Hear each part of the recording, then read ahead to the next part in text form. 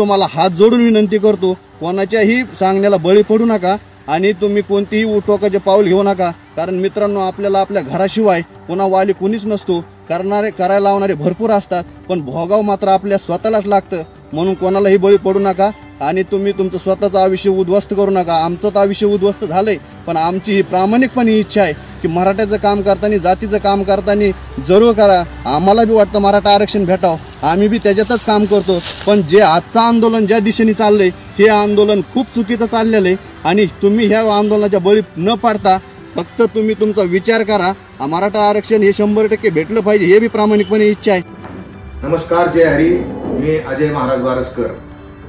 आता आपण ज्या तरुणाचा, ज्या युवकाचा व्हिडिओ पाहिला, कोण आहे हा तरुण, काय बोलतो, कोणाच्या संदर्भात हा बोलतो की आंदोलन चुकीच्या मार्गाने चाललंय, आंदोलन भरकटलेलं आहे, भावनिक होऊ नका, कोणाचं ऐकू नका, जाळपोळ करू नका, दगडफेक करू नका, असं का म्हणतोय. तर आपण निश्चित जाणून घेतलं पाहिजे, कारण तुम्ही आम्ही सत्यशोधक आहोत. तुकोबरायांचा वारकरी संप्रदाय असेल आणि सगळीच माणसं ही सत्यशोधक असली पाहिजे. जगद्गुरु तुकोबराय सांगतात, तुका म्हणे मेघ नाचवी मयुरे, लपविता खरे येत नाही. खरं कधीही लपवता येत नाही. आपल्या ग्रामीण भाषेतला म्हणे, पाजलेला वास कधी महाराज जास्त अति बोलणार नाही. परंतु हा जो तरुण आहे, हा जो युवक आहे, हा बोलतोय जरांगे पाटील यांच्या आंदोलनाविषयी. जरांगे पाटलांनी जे 2016ला एक अहमदनगरमध्ये आंदोलन केलं, त्यांच्या त्या शिवबा संघटनेने केलं. त्या शिवबा संघटनेतल्या 4 तरुणांनी जरांगे पाटलाच्या शब्दावर अहमदनगरमध्ये येऊन कोपर्डीच्या त्या आरोपींना कोर्टात मारलं. त्या मुलांना 5 वर्षाची शिक्षा झाली आणि त्याच्यातला हा तरुण आहे, याचं नाव आहे बबनराव वाळेकर. मला हा युट्यूबवर व्हिडिओ मिळाला आणि मी परत शोध करता करता करता मला एबीपी माझाची पत्रकार कुलकर्णी यांनी घेतली, त्याच्या घरी जाऊन घेतलेली मुलाखत सुद्धा एक मिळाली. ज्यावेळेस या तरुणांवर 5 वर्षाची शिक्षा लागल्याचा जो गुन्हा होता तो सिद्ध झाला, त्यांना शिक्षा लागली. या तरुणांना न्यायालयाने 5 वर्षाची शिक्षा सुनावली. त्यावेळेस एबीपी माझाचे पत्रकार श्री कुलकर्णी यांनी या कुटुंबियाच्या, म्हणजे 4 जण मला असं वाटतं त्याच्यात आरोपी होते, पाटील होते, खुने होते, वाळेकर होते, अजून एक युवक होता, त्यांच्या घरी गेले आणि त्यांच्या घरी जाऊन त्यांनी मुलाखती घेतल्या. आणि त्या मुलाखतीमध्ये त्याच्यातून जे वास्तव सत्य बाहेर आलं, ते सत्य आपण जाणून घेतलं पाहिजे. विरोधाला विरोध करायचा म्हणून नाही. जरांगे काय माझा भाऊबंद नाही, काय नाही. मुळातच जरांगेचं माझं, मी जरांगेचं समर्थक होतो. प्रचंड प्राणाने जरांगेचा मी प्रचार केला. मी म्हणलं, इतका प्रामाणिक माणूस भेटलाय, अरे इतका सच्चा कार्यकर्ता भेटलाय मराठ्यामध्ये, नवीनच आता काय हे आलंय, खरंच माणूस आहे. पण जसं एकदा जवळ गेलं ना, तेव्हा माणसाला कळतं, दुरून डोंगर साजरे, जवळ गेलं का हे काय चीज आहे, काय भानगड हे कळतं. या जरांगेच्या मी जवळ गेलो आणि मला याचं खरं रूप कळलं आणि ते खरं रूप कळलं आणि ते खरं रूप एका कारणाच्या माध्यमातून उघड आलं. मी याचे सगळे अपराध पोटात घातले.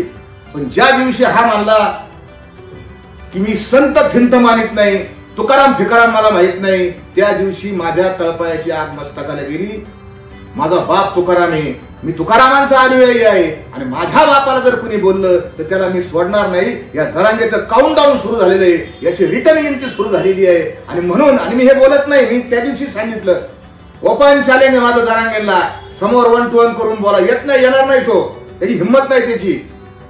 अजून एक चॅलेंज आहे. पण माझं असं म्हणणं आहे, आजचा जो व्हिडिओ आहे ते व्हिडिओ आपण ऐका. हे जे युवक आता बोलला, याचे वडील काय म्हणले हे एकदा आपण जाणून घ्या. कारण आपण आपल्या बापाचं ऐकलं पाहिजे, आपण कोणत्या पुढाऱ्याचं ऐकलं नाही पाहिजे, कोणाचंच ऐकलं नाही पाहिजे. आपण कोणाचं ऐकलं पाहिजे?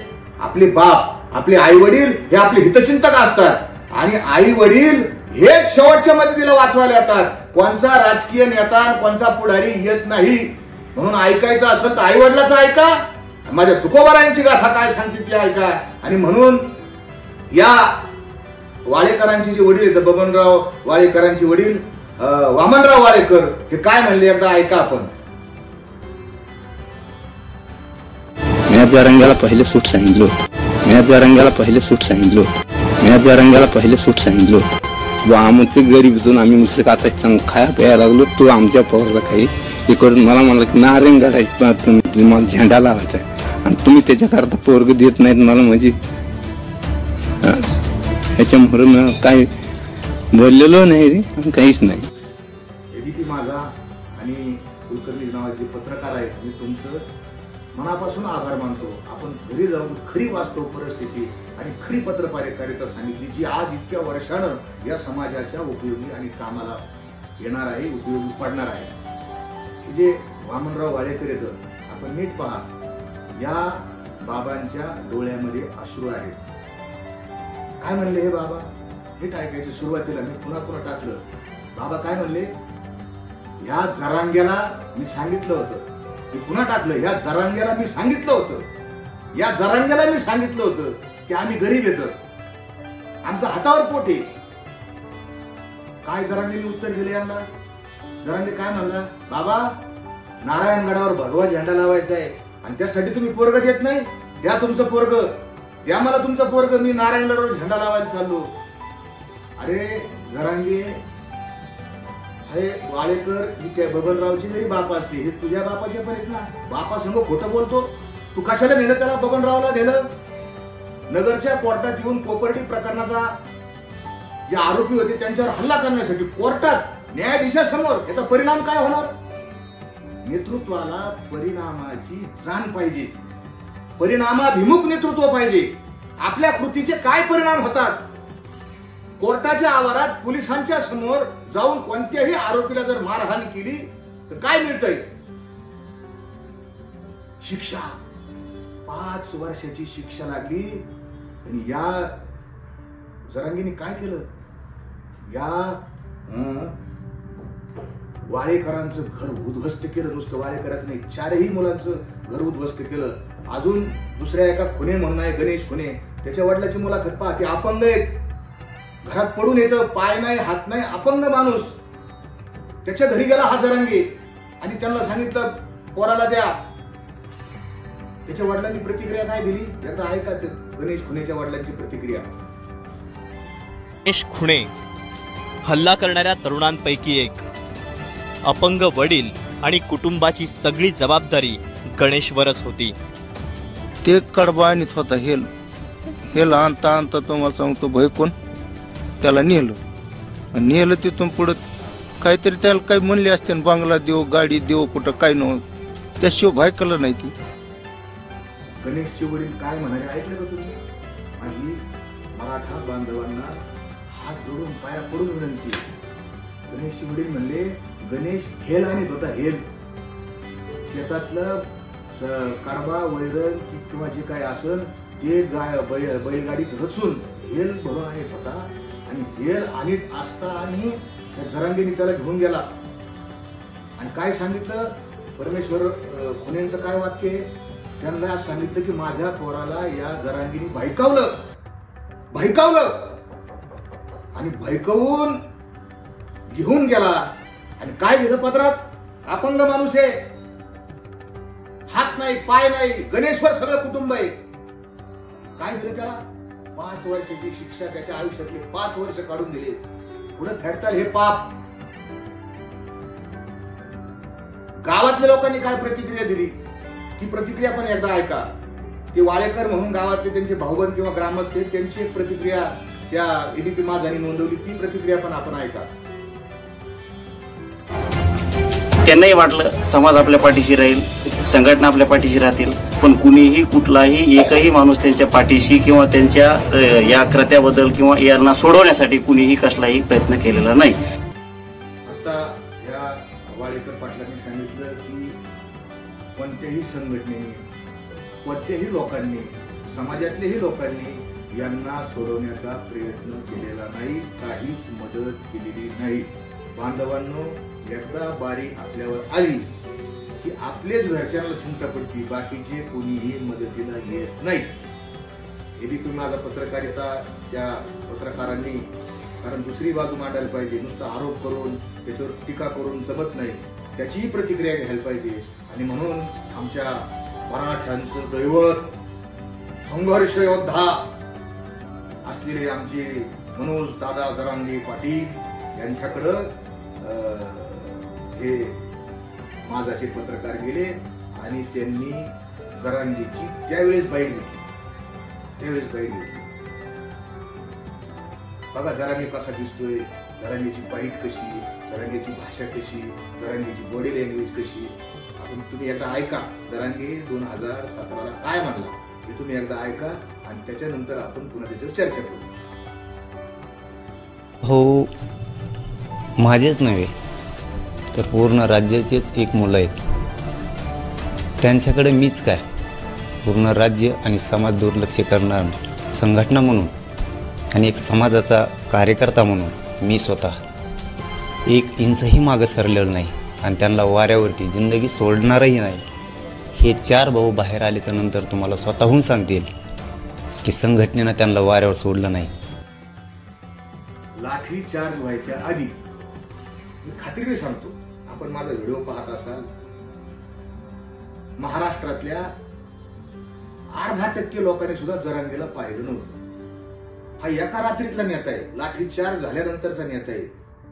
आपल्याला याची हिस्ट्री बघायची संधी मिळाली. हा 4-5 वर्षापूर्वी कसा दिसत होता हे जरांगे पाटील आता आपण पाहिले. याची बॉडी लँग्वेज पहा, याची भाषा पहा, याचे डोळे पहा. डोळ्यात डोळ नजर मिळत नाही, भामटी नजर आहे, खाली नजर आहे, अपराधीची नजर आहे, कपटाची नजर आहे. सिद्ध होईल पुढं, त्याचा पुरावा पण देणार आहे मी. काय म्हणला, ही माझेच पोरं नाही तर सगळ्या राज्याची पोरं येतं, सगळ्या समाजाची पोरं येतं. का रे, तू आम्हाला विचारलं होतं का तू समाजावर जबाबदारी कोणी घ्यायला पाहिजे, त्यांची निर्णय कोणाचा होता? कोपर्डीच्या मुलांवर हल्ला करायचा निर्णय कोणाचा होता? निर्णय तू घेतला. मग तू जायचं मारायला, निर्णय तू घेतला आणि शिक्षा कोणाला? त्या पोरांना. आणि ज्या वेळेस त्याच्या घरच्यांची परिस्थिती बिकट झाली, नाजूक झाली, तेव्हा जबाबदारी कोणावर?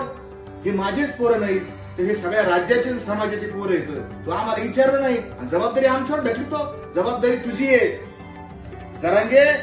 तू काय म्हणला, संघटना आणि व्यक्तिगत मी 1 इंचही मागं हटणार नाही, 1 इंच. आणि पुढे काय म्हणतो जरांगे, पुढचं वाक्य फार महत्वाचं आहे, फार महत्वाचं वाक्य, आपल्या डोळ्यात झणझणीत अंजन घालणारं वाक्य. काय म्हणतो जरांगे, त्याच्या वडिलांचे शब्द सांगू का? जरांगे काय म्हणतो, ते पोरं जेव्हा सुटून बाहेर येतील तेव्हा ते पोरं तुम्हाला सांगतील की जरांगीने त्या पोरांना किती मदत केली. ऐकायचंय का? हिंमत आहे का तुमच्याकडे ऐकायची? माझा मायबाप मराठा बांधवांना आणि विशेष करून या तरुण पोरांना कळत नसेल तर त्यांच्या आई वडिलांनी हा व्हिडिओ हात जोडतो तुमच्या पुढे, माझ्या समाजापुढे हात जोडतो की हा कसा नालायक माणूस आहे, बिनलायकीचा माणूस आहे. हा दुसऱ्याची लायकी काढतो ना, याची लायकी नाही, त्याची लायकी नाही, त्याच्यावर बोलू नंतर. माझ्या मायबाप मराठा समाजातल्या ज्येष्ठ श्रेष्ठ लोकांना विनंती आहे, विवेकी विचार करणाऱ्या लोकांना विनंती आहे. हा म्हणला हे पोरं बाहेर आल्यावर सांगतील. ऐकायचं तुम्हाला? पोरं काय म्हणले, ज्यांनी 2-2, 4-4 वर्ष जेल भोगली ते पोरं काय म्हणले? ऐकायचं? ऐका एकदा, विवेक भान ठेवून पहा, ऐका, पूर्वग्रह काढून ठेवा ना, ऐका. मी बाबुराव वामन वाडेकर, मी मनोज जरांगे पाटील यांच्या घराशेजारीच त्यांच्या गावात राहतो. मी शुभ संघटनेमध्ये 17 ते 18 वर्ष झालं काम करतो. मित्रांनो, आज मुंबईला जाऊन तुम्हाला दगडफेक करण्यासारख्या गोष्टी करायला होतील, जाळपोळ करण्यासारख्या गोष्टी करायला होतील. त्यांच्या लोकांच्या किंवा कोणाच्याही त्यांचे जे आजूबाजूचे लोक आहेत त्यांच्या कोणाच्याही लोकांच्या सांगण्यावर दगडफेक किंवा जाळपोळ करू नका. मित्रांनो, आम्ही कोपर्डीच्या हल्ल्यामध्ये सुद्धा हेच गोष्टी घडल्या. आम्ही 307 सारख्या व 120 सारख्या गुन्ह्यामध्ये आम्ही 2 वर्ष कोपर्डी येरवडा जेलमध्ये राहिलो. आम्हाला त्या ठिकाणी खूप त्रास झाला. मित्रांनो, ज्या वेळेस घडतं त्यावेळेस आपल्या घरच्या व्यतिरिक्त कोणीही नसतं. मित्रांनो, तुम्ही कोणाच्याही याला बळी पडू नका. आज बी आंतरवालीच्या आंदोलनामध्ये राजेश टोपेच्या सांगण्यावर किरण तारकाच्या घरात मीटिंग होऊन लोकांना दगडफेक करायला लावली. आम्हाला सुद्धा सांगितलं गेलं की तुम्हाला जरांगे पाटलांनी जर पुढची काही घटना जर घडली तर तुम्हाला जाळपोळ आणि दगडफेक करायला लावली, करा म्हणून सांगितलं. आम्ही ती गोष्ट केली. 307 सारखे गुन्हे दाखल झाले. आज आम्ही त्या गुन्ह्यामध्ये, आज जरी आमची जामीन झाली असली तरी भविष्यात आम्हाला ह्याचा त्रास आहे. आणि आज मुंबईला बी आज जे मुंबईला बी चाललेत त्या मुंबईमध्ये बी ही घटना घडण्याची शक्यता आहे. म्हणून तुम्हाला हात जोडून विनंती करतो, कोणाच्याही सांगण्याला बळी पडू नका आणि तुम्ही कोणतीही टोकाचे पाऊल घेऊ नका. कारण मित्रांनो, आपल्याला आपल्या घराशिवाय पुन्हा वाली कुणीच नसतो. करायला लावणारे भरपूर असतात, पण भोगाव मात्र आपल्या स्वतःलाच लागतं. म्हणून कोणालाही बळी पडू नका आणि तुम्ही तुमचं स्वतःचं आयुष्य उद्ध्वस्त करू नका. आमचं तर आयुष्य उद्ध्वस्त झालंय, पण आमची ही प्रामाणिकपणे इच्छा आहे की मराठ्याचं काम करताना, जातीचं काम करताना जरूर करा. आम्हाला बी वाटतं मराठा आरक्षण भेटावं, आम्ही बी त्याच्यातच काम करतो. पण जे आजचं आंदोलन ज्या दिशेने चाललंय हे आंदोलन खूप चुकीचं चाललेलं आहे आणि तुम्ही ह्या आंदोलनाच्या बळी न पाडता फक्त तुम्ही तुमचा विचार करा. मराठा आरक्षण हे 100% भेटलं पाहिजे, हे बी प्रामाणिकपणे इच्छा आहे. पण तुम्ही तुमचं स्वतःचं आयुष्य आणि स्वतःवर गुन्हे न दाखल करता मराठा आरक्षण कसं भेटेल ह्याचे फक्त प्रयत्न करा. पण आता या तरुणाची अंतकरणातून आलेली ही तळमळ आपण ऐकली. हा जो मुलगा आहे ना, हा जो तरुण आहे ना, हा मनोज जरांगे यांच्या गावात त्यांच्या घराशेजारीच राहतो. तुम्ही आम्ही कुठं राहता? कोण नांदेडला राहतो, कोण सोलापूरला राहतो, कोण कोल्हापूरला, कोण मुंबईला, कोण संभाजीनगरला, कोण अहमदनगरला, कोण नाशिकला. आपल्याला काय माहिती जरांगे कसा आहे? गावातल्या लोकांना हा माणूस कसा, तो माणूस कसा आहे माहिती असतं. आणि इतक्या 17-18 वर्ष राहून या तरुणाला कळलं नाही. तुम्हाला आम्हाला 4 महिन्यात जरांगे कसा कळणार? अनुभवाचे बोल आहे का? हा तरुण काय म्हणतो, या मराठा आंदोलनात तुम्हाला दगडफेक करायला लावतील, जाळपोळ करायला लावतील, करायला लावली. त्या तरुणाची बोल आहेत. यांनी एका राजकीय नेत्याचं नाव सुद्धा घेतलं, गावातल्या एका माणसाचं नाव घेतलं. त्या माणसाच्या घरात मीटिंग झाली आणि त्यांनी सांगितलं, मनोज जरांगे यांच्या आंदोलनात जर काही झालं, गडबड झाली तर तुम्ही एसट्या पेटवा, गाड्या पेटवा, दगडफेक करा. हा प्रत्यक्ष साक्षीदार आहे, आय विटनेस आहे. कसा? यांनी सांगितलं, नुसतं सांगितलं नाही तर याच्यावर सुद्धा 307चा गुन्हा दाखल झाला, त्याला जामीन झाली त्याच्यात. त्यांनी सांगितलं आणि शेवटी या तरुणांनी समाजाला याच्यावर प्रचंड दबाव होता. इतकं सोपं नाही, या जरांगेच्या विरोधात बोलणं इतकं सोपं नाही. मी काल परवा दिवशी व्हिडिओ केला, मला फोन तू आमच्या देवाला बोलला, आमचं दैवत हे. अरे तुमचं देव, तुमचं दैवत, तुम्हाला काय माहिती? तुमचं देव, तुम्हाला दैवत. मी त्या माणसाच्या जवळ गेलो आणि आम्हाला फार वेळ नाही लागत. तू का म्हणे मदत कळते चाचणी, अनुभव, बडबडीची वाणी अथवा सत्य. आम्ही तुकोबरायचे अनुयायी आहोत. कोणाची बडबड, कोणाचं खरं, कोणाचं खोटं आम्हाला 1 मिनिटात कळतं.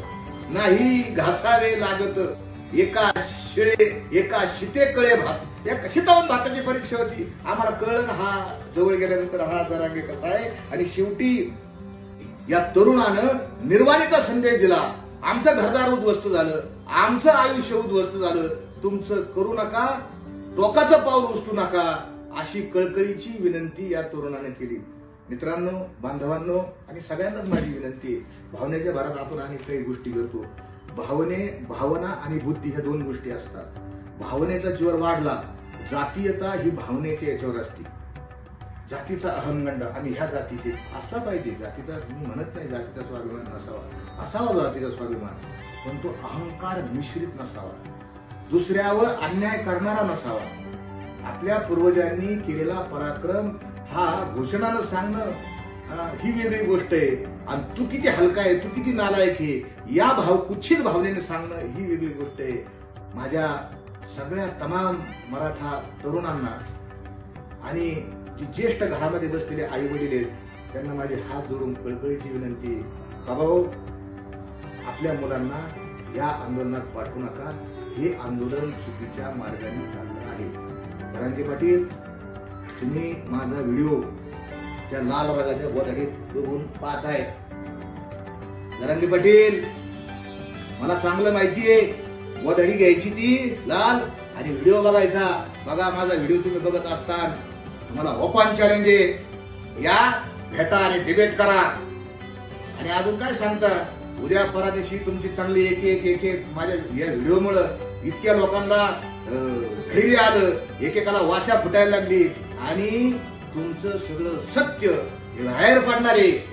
तुझी मुलगी म्हणली पंढरीचा पांडुरंग माझ्या बापाच्या पाया पडायला येतो, देव सुद्धा माझ्या बापा समोर झुकतो. आणि ही भाषा कोणाची? रावणाची भाषा आहे ही. रावणाने सगळे देव पणाखाली ठेवले होते. तू त्रिपुरा ऐकतो का नाही? ही गर्वाची भाषा आहे. तुझी संस्कृती, तुझा आचार, तुझा विचार, तुझं घर, हे सगळं आम्हाला माहिती. माझ्याकडे हजारो असंख्य पुरावे येतात. माझ्या फार काही वाढवत नाही. पुन्हा एकदा कळकळीचा आवाज आपल्या मुलांना याच्या आंदोलनात पाठवू नका. जय हरी, जय जिजाऊ, जय शिवराय.